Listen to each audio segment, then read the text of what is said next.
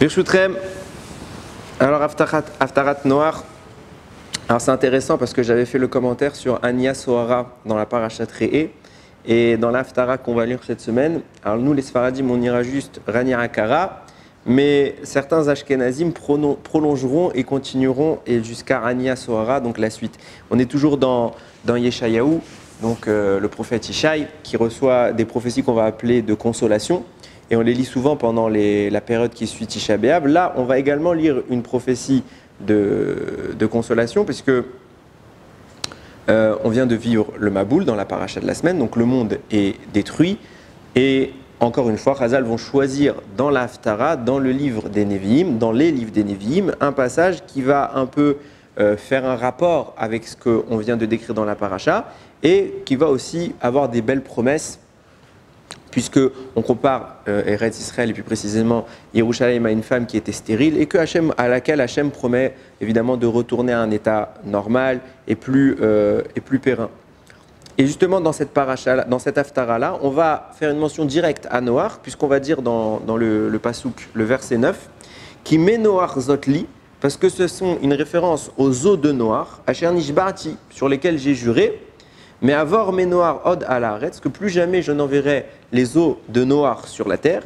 Ken nishbati miktsof aleir ou migarbar, comme ça j'ai juré que plus jamais je ne m'énerverai contre toi, donc contre nous les Bnei Israël, que plus jamais il n'y aurait de destruction telle qu'on en a connu à l'époque de Noach. Et ce que tous les commentateurs font comme remarque, c'est que la mention dont on parle ici, on ne parle plus du Maboul, du déluge tel qu'il est présenté dans la Torah, dans la paracha, mais là on va parler de Ménoar, des eaux de Noach.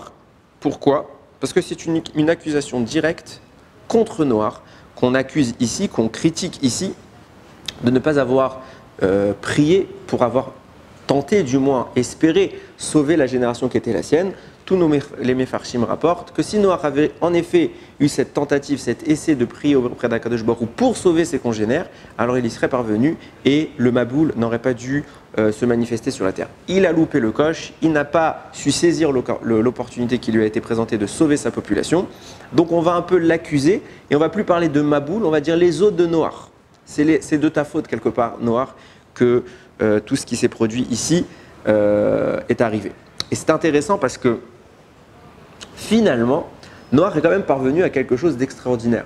Il n'a pas réussi en amont à sauver son peuple parce qu'il n'a pas prié.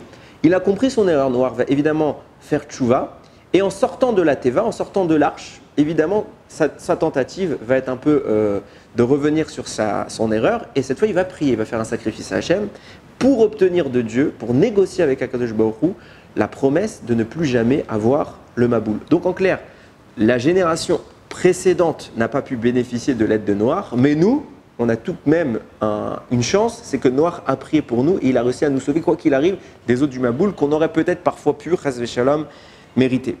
Et c'est intéressant de faire un pont avec, plus tard dans l'histoire, que Chachamim nous dévoile qu'il y a un homme qui est une réincarnation de Noach. Cet homme est le plus connu des hommes dans la Torah, c'est Moshe Rabbeinu. Le Harizal nous dévoile que Moshe Rabbeinu est un Gilgoul, est une réincarnation de Noach. D'ailleurs, Moshe Rabbeinu est insinué dans notre paracha, justement au moment où Akadosh Baruch Hu parle de punir le monde, il dit Vayomer Hachem, Hachem dit Lo yadon ruchi ba'adam leolam, mon esprit ne plaidera plus toujours de façon éternelle contre l'homme, il y en a marre de les défendre. Beshagam ou Bassar, parce qu'il n'est rien de plus que de la chair. Ve'ayu Yamav, et son temps de vie, Mea ve'esrim shana, c'est de 120 années. Or, on voit bien qu'à cette époque-là du monde, les gens vivaient plusieurs siècles. On ne parle pas de 120 ans, mais de 600, 700, parfois 800, 900 ans. Alors, pourquoi on fait une référence aux 120 ans ici? Justement, nos Chachamim nous disent, on parle d'un homme qui est insinué dans cette paracha. Cet homme, c'est Moshe Rabbeinu. D'ailleurs, le mot qui est employé pour parler de lui est écrit Béchagam. Ce mot-là a la même valeur numérique que Moshe. Le Harizal nous dit c'est une allusion directe à Moshe Rabbeinu. Et pourquoi on va faire une allusion à Moshe Rabbeinu? C'est d'autant plus intéressant que le Harizal dévoile une idée qui est concrètement qui le contredit dans son propos. Ça veut dire que normalement, dans les noms qui sont employés sur une personne, le nom du moins qui est employé sur une personne, sont insinuées toutes les réincarnations antécédentes. Dans Moshe Rabbeinu, donc même Shin He, les 3 lettres de son nom font une référence à des êtres qui ont déjà vécu dans l'histoire et qui étaient la même Neshama. Donc le même fait effectivement référence à Moshe. Le Shin fait référence à Shet, qui était une réincarnation de Moshe. Et le He, c'est le He de Hevel, le premier fils de Adam Arishon, qui était également la première incarnation de Moshe. Donc ça s'est réparti en trois fois. Et Moshe va revenir jusqu'à réussir la mission qui est la sienne. Mais Noach n'est pas insinué dans le nom de Moshe Rabbeinu. Il n'y a pas de Nun. Et pourtant, le Harizal nous dit, normalement, il devrait, à chaque fois qu'on prend une réincarnation, c'est insinué dans le nom de la personne. Noach est une réincarnation de Moshe, mais il n'est pas insinué dans son nom. Et c'est ça qu'on va mettre en perspective et qui est assez intéressant, c'est qu'à un moment de l'histoire, Moshe va faire une référence directe à Noach. À quel moment? À l'opportunité qu'il a eue, qui va être exactement la même que Noach, de laisser mourir des gens et d'être le seul rescapé de l'histoire. Au moment où, malheureusement, on a fait le veau d'or, Akadosh Baruch Hu va dire à Moshe Rabbeinu, tu sais quoi, on va te choisir toi comme étant le nouveau socle d'une nouvelle population juive, tu vas être le pilier de cette nouvelle population, et tous les autres, je m'en débarrasse. Que fait Moshe? Il dit, Mechenina misifrecha, efface-moi de ton livre, si c'est pour détruire l'homme Israël, efface-moi de ton livre. Les Chachamim notent, Mechenina, Mecheni, c'est même Chet, Nun, Yud, c'est les mêmes lettres que Me, Noach. Que dit Moshe Rabbeinu? Il dit, souviens-toi dans mon ancienne vie, il m'a été reproché de ne pas avoir prié pour ma génération. Je ne ferai pas la même erreur. Et je vais maintenant aboutir avec toi avec un raisonnement qui est d'autant plus puissant. Si déjà Noach, qui n'a pas réussi à protéger sa génération en amont, a compris son erreur et par la suite il est parvenu à sauver toute la pérennité de la population humaine, à dire plus jamais il n'y aura ça, et on le lui a reproché, on lui a dit tu aurais dû faire ça avant, il ne l'a pas fait. Il a fait ça après, en quelque part, en idée de réparation de l'échec qu'il a vécu. Moi qui suis maintenant en position de faire exactement ce qu'aurait dû faire Noach, et non pas prier après, mais prier dès le début pour mon peuple, si déjà pour après tu as écouté le peuple, a fortiori, combien tu dois m'écouter et sauver le Ham Israël. Il dit Mechenina, référence à Noach. Noach n'a pas réussi, Noach a échoué. Moi, je n'accepte pas l'échec et je compte réussir de sauver le peuple avant qu'il ne soit détruit. Je ne demanderai pas une pérennité pour ma descendance, je ne demande pas une protection pour ma naissance, je demande une protection pour ce peuple.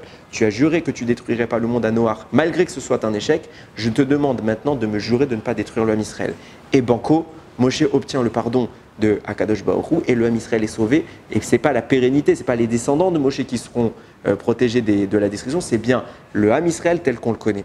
Et pour en revenir à la dernière question que j'ai laissée en suspens, c'est intéressant de voir qu'en réalité, il y a un endroit dans la Torah où on va faire une allusion à Noach dans le nom de Moshe. Il faut savoir que la génération du Maboul a été sanctionnée pour 3 grandes fautes majeures. Le vol, qui est mentionné dans la Torah, la débauche et l'idolâtrie. Plus tard dans l'histoire, on va parler d'un des descendants de Moshe. C'est rapporté là-bas qu'on parle de Yehonatan, qui est le petit-fils, l'arrière-petit-fils de Moshe, et on l'appelle comme ça. Enfin, non, le petit-fils de Moshe, pardon. Yehonatan ben Gershom ben Ménaché. Yehonatan, le fils de Gershom, le fils de Ménaché. Rachi sur place, note, Yehonatan est bien le fils de Gershom, mais Gershom n'est pas le fils de Ménaché, c'est le fils de Moshe. Il y a une lettre en trop, c'est un Nun. Alors pourquoi on a voulu mettre une lettre en trop ici? Rachi dit, comme on est en train de critiquer Yehonatan dans ce passage dont on parle, on lui reproche l'idolâtrie, une des fautes du Maboul. Moshe a quelque part, qui lui, il a réussi à réparer la faute de Noach, il a été effacé. On n'a pas voulu l'humilier en disant c'est le petit-fils de Moshe qui est en train de faire d'idolâtrie ici. Alors la Torah a volontairement dénaturé le nom de Moshe, il a rajouté un Nun. Sauf que ce Nun n'est pas écrit en caractère normal, il est écrit en tout petit caractère pour dire c'est pas sa vraie place, mais il est là. Pourquoi spécifiquement le Nun?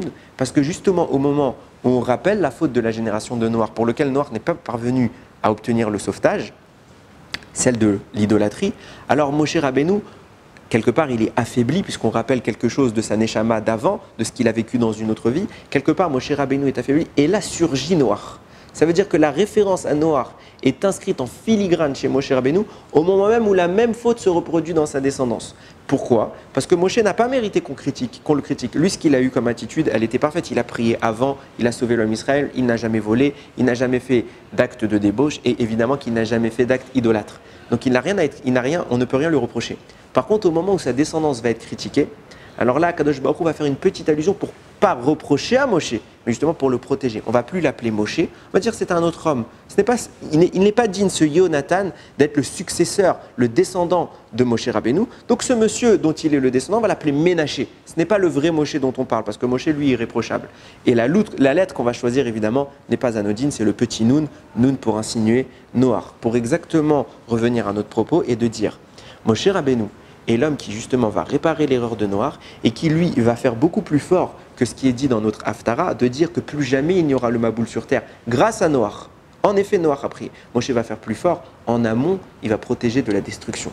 Et c'est toujours ce qu'on évoque quand on parle de cet homme, de Moshe Rabbeinu, qui était l'avocat du Ham Israël. Alors, on a aussi tendance à oublier que Noach était un tzaddik, il ne faut pas le dénigrer pour autant. Il a fait une erreur. Sans doute que l'erreur de Noach a peut-être permis à Moshe de ne pas commettre la même erreur. Il a appris de ses vies antérieures. Noach va quand même avoir un mérite. Et c'est sur cela que je vais conclure. C'est qu'on parle de mitzvot, les 7 mitzvot bnei Noach, les 7 mitzvot des descendants de Noach. De quoi on parle? Nous les juifs, on a 613 mitzvot, mais la Torah ne critique pas les autres nations. On peut tout à fait être un non-juif et faire le bien et être accroché à la vérité et même plus, avoir une part dans le monde futur. Il suffit de faire les 7 mitzvot qui ont été hérités à toute la création. Ce n'est pas les mitzvot de la Torah, c'est 7 mitzvot standards, ne pas voler, ne pas tuer, etc., que tout être humain doit et peut faire, évidemment. Et c'est intéressant de voir qu'on ne les appelle pas mitzvot bnei Adam, on ne les a pas appelés les mitzvot des descendants de Adam, parce qu'évidemment qu'on est aussi les descendants de Adam. Si on est les descendants de Noach, on est les descendants également d'Adam, puisque lui-même est son descendant. Mais on les a appelés bnei Noach. Pourquoi? Parce que quand bien même l'existence du reste de la population, celle qu'aujourd'hui nous connaissons, qui, comme je l'ai dit tout à l'heure, peut-être à plusieurs reprises dans l'histoire, aurait pu voir la disparition, pu voir un autre cataclysme. Par quel mérite elle a été protégée? Par Noach, qui lui a su, après le cataclysme initial du Maboul, il a réussi à sauver le monde de ne plus jamais voir une telle catastrophe. Il a un srout pour ça, on lui doit une reconnaissance également pour ça. Alors il y que, à l'image de Noach, plus précisément en héritage de Noach, on ne sera jamais détruit, mais également à cette image de réparation que Moshe a entamée vis-à-vis de cette fille-là, nous aussi on sache prier. Et c'est surtout dans les moments qu'on vit aujourd'hui, on comprend que la prière, celle que Moshe Rabbeinu, celle que Noach a fait après, a la capacité de sauver d'un cataclysme comme le Maboul, a la capacité de supprimer le fait d'être éradiqué à l'époque de la plus grande faute qu'on a commise, celle du vaudor. Alors à combien, a fortiori, nos tfilotes ont le pouvoir de supprimer les décrets négatifs à notre rencontre? On vit actuellement un décret qui nous déplaît tous, on vit tous une souffrance, on souffre avec ce masque, on souffre avec les malades, on souffre avec ces confinements, on en a marre, on le dit haut et fort. Alors peut-être que nos tfilotes, Bezrat Hashem, vont être l'outil et le moyen pour parler face à face avec Akadosh Baruch Hu. Comme Hashem nous l'a dit, si Noach avait prié, il aurait été enclin à sauver le monde, alors prions pour que nous aussi il soit enclin pour nous à nous sauver et à éradiquer cette maladie. Baruch Adonai Leolam, Amen ve Amen.